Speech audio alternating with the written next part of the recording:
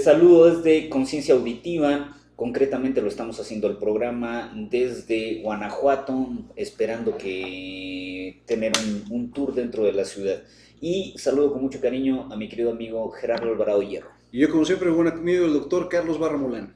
Bien, y vamos a empezar con el bloque de la semana.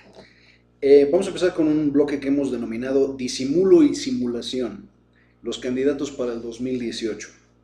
Como ustedes saben, el próximo año estaremos ya en procesos de campaña para las elecciones de junio de 2018, las elecciones presidenciales. Ok, y el disimulo es cuando uno tiene algo en el Por ahí. por ahí. Entonces, ya empezó toda, en términos de estrictos, la carrera presidencial parece que empezó hace mucho tiempo. En el caso del oficialismo, por todos los spots, esta semana nos desayunamos con todos los spots también del presidente de la República, ¿no? Hacia su quinto informe de gobierno.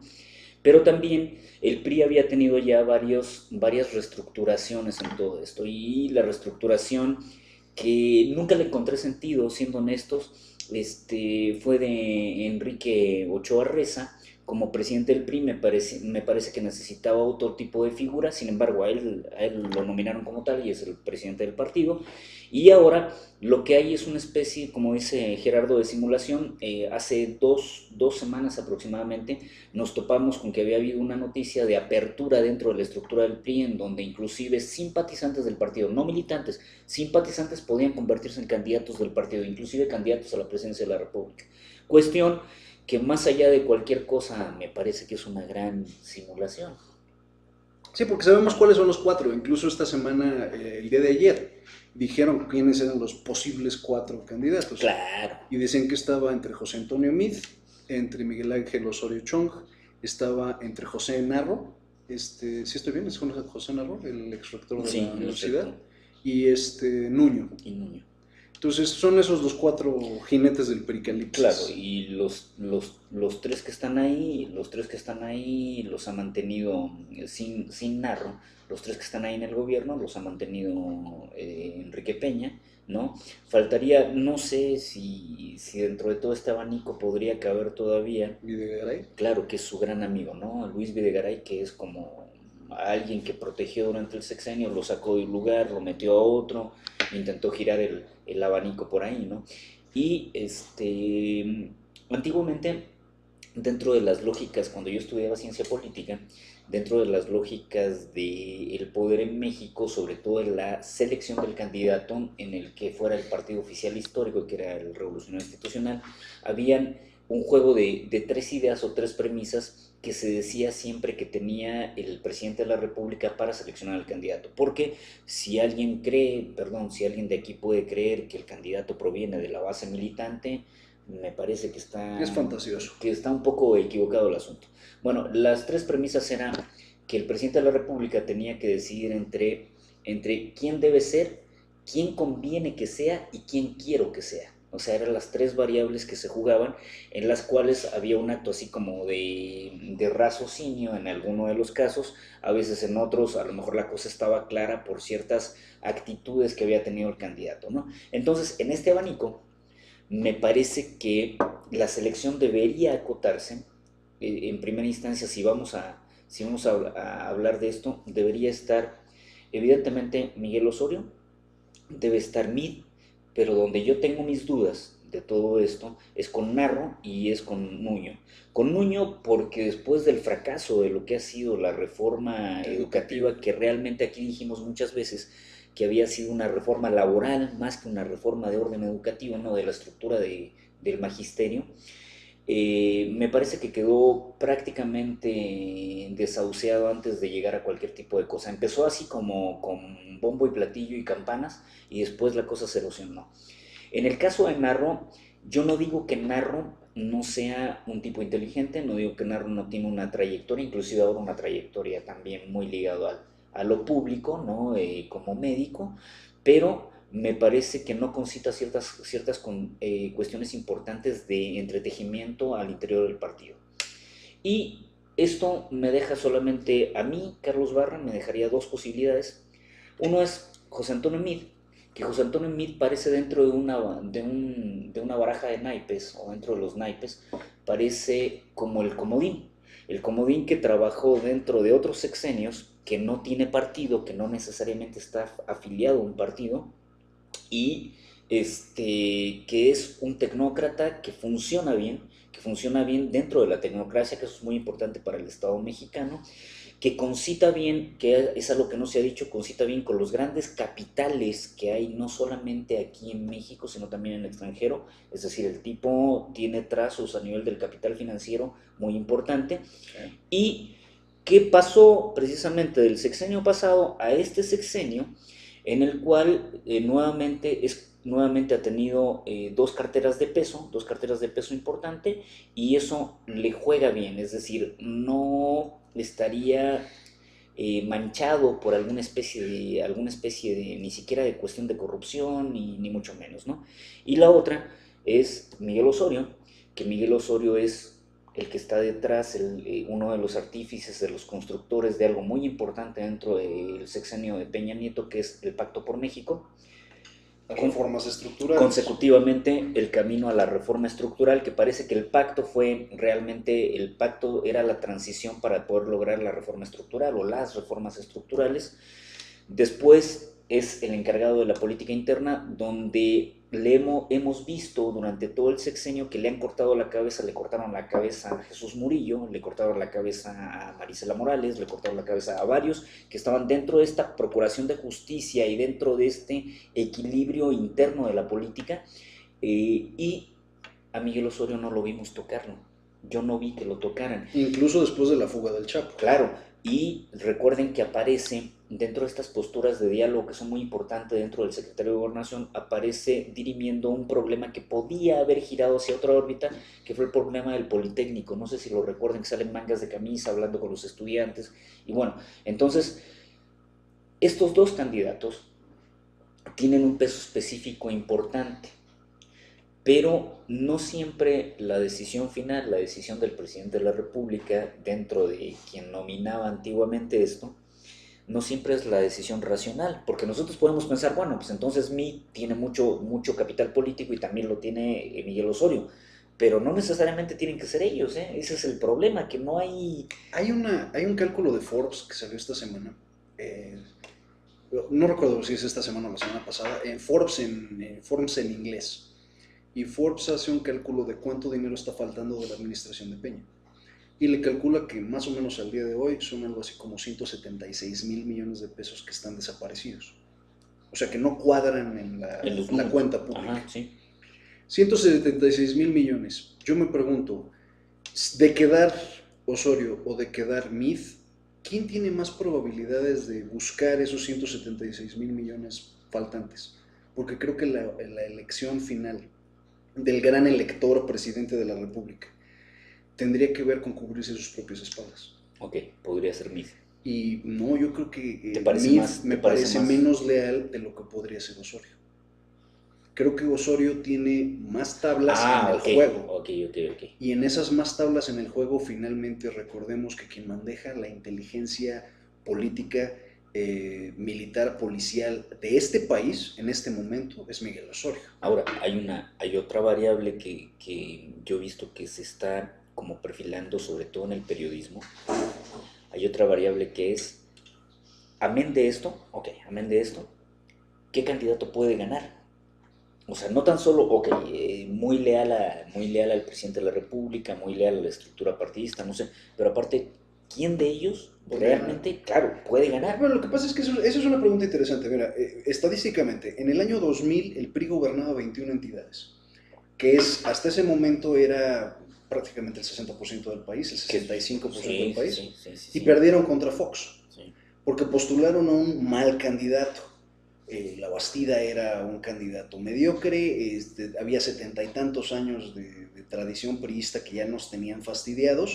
Claro que eso incidió bastante. Y también Zedillo permitió y concedió o creó las condiciones para que se diera la transición. Sí. Estos tres factores y la unión de los tres factores fue lo que permitió que Fox gobernara. Exactamente. En el 2006 en particular. Y que como digo, si ustedes lo vieron en primera instancia, el fulano caía bien por este sentido emprendedorista que tenía Fox, Y era distinto. donde decía, sí podemos lograr, sí vamos a crecer al 7%, sí. No era, Era como el sí, sí, claro, sí, sí. no era el mismo discurso, ¿no? O sea, veníamos de dos sexenios decepcionantes. Uno de una crisis espantosa, de la crisis del 94 con Salinas. Claro, que costó mucho trabajo salir de ahí. Del Mucho Fobaproa. Del EZLN, El que la gente se ponía alarmada. O sea, teníamos muchas cosas en contra. Entonces, el momento de la elección fue, otra vez, se conjugaron muchas situaciones para que ganara Fox. En 2006, el PRI gobernaba 17 entidades y había perdido 4. Y de esas 17 entidades, ya había 2 o 3 que estaban amenazando con cambiar. Para el 2012, que fue la elección que gana Peña Nieto, el PRI gobernaba 19 entidades. Pero el PRI tuvo un acierto enorme desde la pérdida de 2006, que fue que desde 2008 se reunió el infame grupo Atlacomulco, por más que lo quieran negar, y desde 2008 dijeron, nuestro candidato es Peña. Y todos se aglutinaron con Peña, y el priismo se arremolinó alrededor de Peña. Y entonces empezó todo este desgorre con la gaviota, la campaña mediática de 4 o 5 años antes. Claro. O sea, Peña no es un candidato incidental. ¿Te incidental. acuerdas cuando salía inclusive el Lucero? Claro. Que salía Lucero anunciando el Estado de México. Claro. Ahora, recordemos que hemos dicho que el Estado de México electoralmente tiene un peso importante, ¿no? Claro, pero estamos hablando de algo que fue una campaña larguísima. Si ves la victoria de Fox, que fue el caso de una transición, la victoria de Fox tiene el mismo efecto. Guanajuato no se dio por casualidad. O sea, Guanajuato fue un estado que empezó a dar resultados y que de alguna u otra forma, durante el sexenio de Fox, se habló mucho de Fox. Tanto que revoloteaba, todo el mundo sabía quién era Fox. Y cuando llegó a la elección no era un desconocido, era alguien que traía 5 años de campaña mediática. ¿Qué hay con este 2018? Creo que este 2018 el PRI está en franca desventaja. De inicio, porque el PRI gobierna 14 entidades. Y esas 14 entidades representan al 47% de la población. La pregunta que habría que hacernos es, ¿qué tan fuerte es la base del PRI? ¿Qué tan fuerte realmente es el voto duro? Los que van y votan del PRI, ¿qué tan duros son? Esa es la primera pregunta. La segunda pregunta es, por más que se quiera negar, la elección del Estado de México junto con la elección de Coahuila fueron francos, vulgarmente asquerosos fraudes electorales. Claro, y hay que decir algo, pese a que hubo fraude, sobre todo en el caso del Estado de México, fue muy cercana la votación, o sea, extremadamente cercana, y eso nos da una pauta a decir que la fuerza en contra de PRI, ¿no? La fuerza en contra de PRI podría crecer, o sea, no... Pero, otra vez, vamos a ponerlo de esta forma, cada vez que se han dado los fraudes grandes del PRI, y voy a pensar en el fraude del 88, en el caso de la elección de Salinas, que es el mayor, ¿no? Que es el más famoso, más célebre. El PRI tenía prácticamente el 80%, el 90% de las entidades, creo que nada estaba Baja California y Chihuahua como entidades de oposición, y no había otra cosa en oposición. Con Apple, ¿no? Con Rufo. Exacto, no había otra cosa en oposición. Y estamos hablando de que en esa época el PRI tenía todas para ganar y sin embargo va y pierde el voto popular. Pero la estructura era tan fuerte al interior que se permitió generar un Bartlett que se echara la culpa, se cayó el sistema, se inventaron un poco después, un diputado de oposición fue el que sugirió o pidió que se sometiera a votación, quemar las actas de votación, y antes de que llegara el 89 ya no había actas de votación, ya no había medios de impugnación. Me acuerdo de esta imagen que para mí es emblemática de Cárdenas reclamando afuera de lo que era el Instituto Electoral en ese momento, de Rosario de Piedra. Sí. O sea, esta imagen muy emblemática de todos protestando contra la reja y que de todas maneras... Estaba el Porfirio Muñoz, ¿no? Porfirio Muñoz Ledo. Y que finalmente nada funcionó. Yo lo que vaticino es lo siguiente. Yo sí creo que el candidato natural, obvio y lógico sería Osorio. Por 3 condiciones. Debería ser. La primera es, Osorio finalmente tiene toda la mugre de todos los que han hecho mugredades y porquerías durante todo este sexenio. Lo que quiere decir que tiene con qué coaccionar a la gente al interior del partido. Y también tiene la forma de coaccionar a los que no están en el partido. Intereses privados, políticos, públicos, foráneos, internos. Yo creo que Osorio tiene la mugre de todos en las manos. Y también debe tener mayor margen de maniobra por haber sido secretario de Gobernación, haber tenido más relación inclusive con el resto de los partidos. Los militares, la inteligencia política militar, policial, etc. O sea, finalmente Osorio tiene todo. Tiene una estructura que no ha tenido que modificar durante 6 años, que es un aparato bien establecido de propaganda, un aparato político que no ha tenido que cambiar y adaptarse a otras circunstancias. Supo mantener la Secretaría de Gobierno durante 6 años. Recordemos que habíamos tenido el fracaso de Gómez Mon, por ejemplo, que fue estrepitoso dentro de la Secretaría de Gobernación. Claro, no pertenecía al PRI, ¿no? Pero digo, fue un fracaso. Estrepitoso. Se murió Blake, en condiciones extrañas se murió este otro señor, Muriño. Y así, bueno, pasaron muchas cosas. Y en el caso de Osorio hubo mayor estabilidad en ese sentido. Y como esa, está finalmente que la operación del Estado de México y de Coahuila, los dos elecciones estatales que se ganaron, no correspondieron a clavillazo. O sea, el presidente del PRI no fue quien operó esos estados. Se habló mucho de la presencia. Los operó Osorio, y los ganó Osorio. Y esto es algo que viene haciendo Osorio desde hace 20 años. Entonces Osorio sabe finalmente cómo operar estados. No, y si te acuerdas, fue importante dentro de la campaña de Peña. O sea, Osorio fue importante. Yo reitero que aquí en un momento dado el asunto con Osorio es, independientemente de qué tan cerca quede con el peje, porque finalmente creo que el candidato a vencer o el enemigo a vencer va a ser López Obrador. No se ve nadie más por ahí. Muy probablemente la pugna interna que ya empezó y que vemos vaticinados desde hace varios meses, la pugna entre Margarita Zavala y Ricardo Anaya, ya arrancó. Ahorita él está cuestionando sus dineros a Anaya. Otro tipo, Moreno Valle. Claro, que Moreno Valle la quiere, ¿no?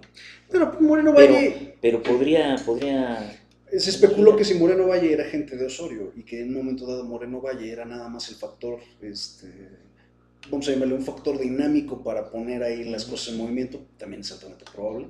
Ahora, yo no veo, con todo respeto, ojalá a nadie le incomode, yo no veo a Margarita Zavala ganando la presidencia de la República, no sé si ustedes la ven. No, yo tampoco. Yo no la veo. Si el PAN comete la estupidez de apostarle a Margarita es porque no les cae bien a Anaya o porque Anaya no funciona. Margarita ha hecho campaña, Margarita lleva 3 años o 3 años. Y sus números no han cambiado. Exacto, haciendo campaña. Y sus números no han cambiado. La apreciación que la gente tiene de Margarita Zavala es la misma. ¿Qué va a pasar en el momento que lancen una elección? El PAS va a quedar con su 13 a 16% que naturalmente va a tener. Más. El PG se va a quedar con su 27 a 33% que naturalmente va a tener. Osorio se va a quedar con su 33 a 36% que naturalmente va a tener. Y los demás mini partidos se van a quedar con su 7, su 6, su 10, el típico que iban a tener. Su 3. Ok, sí. Lo que realmente tendremos que estar considerando en México y que se ha abierto a debate en 2 ocasiones de forma tímida y simulada es una segunda vuelta. Si realmente le apostáramos a la democracia habría que pensar en una segunda vuelta. Sí, pero bueno, ya se garantizó. Ya garantizaron que no hay segunda vuelta. No, al sistema no le conviene, finalmente esto no nos conviene. No.